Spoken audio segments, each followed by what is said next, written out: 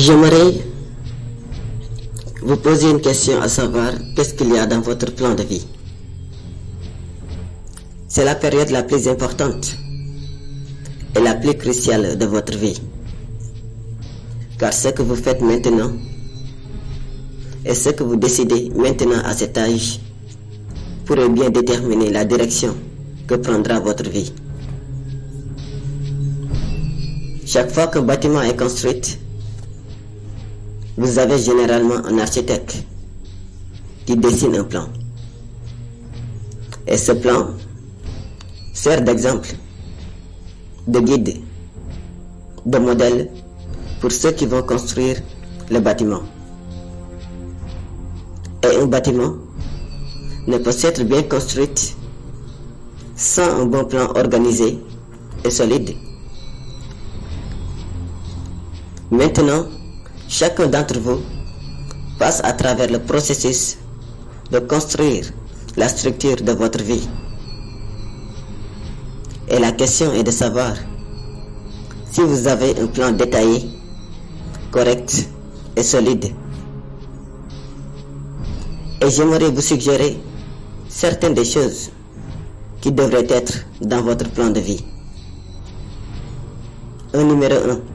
Dans votre plan de vie, il devrait y avoir une profonde conviction en votre propre dignité, votre propre valeur et votre propre quelque chose. Ne laissez personne vous faire sentir que vous n'êtes personne. Sentez toujours que vous comptez. Ayez toujours le sentiment que vous avez de la valeur. Et sentez toujours que votre vie a une signification ultime.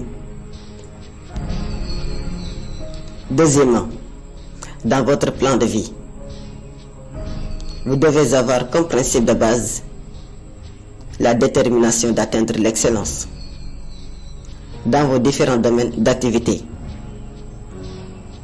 Vous allez décider au fil des jours, au fil des années, ce que vous allez faire dans la vie, de ce que sera votre travail. Et une fois que vous aurez découvert ce que c'est, décidez-vous à le faire et à bien le faire. Et je vous le dis, mes jeunes amis, que les portes sont en train de s'ouvrir pour chacun d'entre vous. Les portes d'opportunité s'ouvrent à vous et qui n'étaient pas ouvertes à vos mères et à vos pères.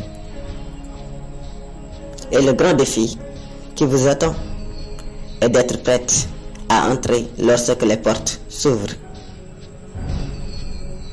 Dans une conférence en 1851, Hans Waldemerson, le grand essayiste, a déclaré: si un homme peut écrire un meilleur livre, ou prêcher un meilleur sermon, ou faire un meilleur piège à souris que son voisin, même s'il construit sa maison dans la forêt, le monde fera un chemin bâti jusqu'à sa porte. Cela n'a pas toujours été vrai, mais ça deviendra de plus en plus vrai. Et je vous encourage à travailler dur, à brûler l'huile de minuit. Je vous dirai, n'abandonnez pas l'école. Je comprends toutes les raisons sociales pour lesquelles nous abandonnons souvent l'école. Mais je vous encourage, malgré votre situation économique critique, malgré la situation que vous êtes obligé de vivre en ce moment dans des conditions intolérables, restez à l'école. Et lorsque vous découvrirez ce que vous allez être dans la vie, décidez-vous de le faire, comme si Dieu Tout-Puissant vous avait appelé pour ce moment précis de l'histoire pour le faire. Efforcez-vous de faire du bon travail, de faire ce travail si bien que les vivants, les morts et les gens qui ne sont pas encore nés ne pourraient pas le faire mieux. Et s'il vous incombe d'être un balayeur de rue, Balayez les rues comme Michelangelo peignait les images. Balayez les rues comme Beethoven composait de la musique. Balayez les rues comme Michael Jackson chantait devant des millions de spectateurs. Balayez les rues comme Shakespeare écrivait de la poésie. Balayez les rues si bien que tous les autres du ciel et de la terre devant en faire une pause et dire: ici vivait un grand balayeur qui balayait bien son travail.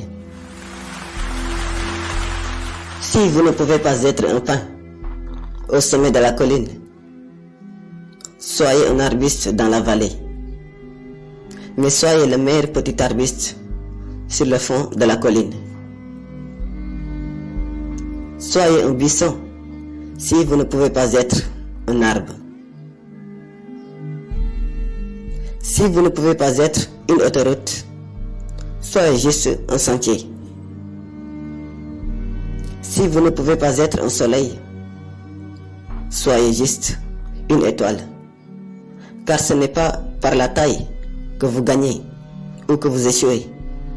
Soyez le meilleur de ce que vous êtes. La vie n'a pas toujours été facile pour nous. Mais nous devons continuer à avancer. Nous devons continuer. Si vous ne pouvez pas voler, courez. Si vous ne pouvez pas courir, marchez. Si vous ne pouvez pas marcher, rampez. Mais par tous les moyens, continuez d'avancer. Réalisez que tant que vous ne vous arrêtez pas, c'est littéralement impossible pour vous d'échouer. Et comprenez aussi que si vous n'arrivez pas à atteindre votre objectif du premier ou du deuxième coup, c'est normal. Ça ne veut pas dire qu'il faut changer d'objectif, mais ça veut probablement dire qu'il faut changer d'approche.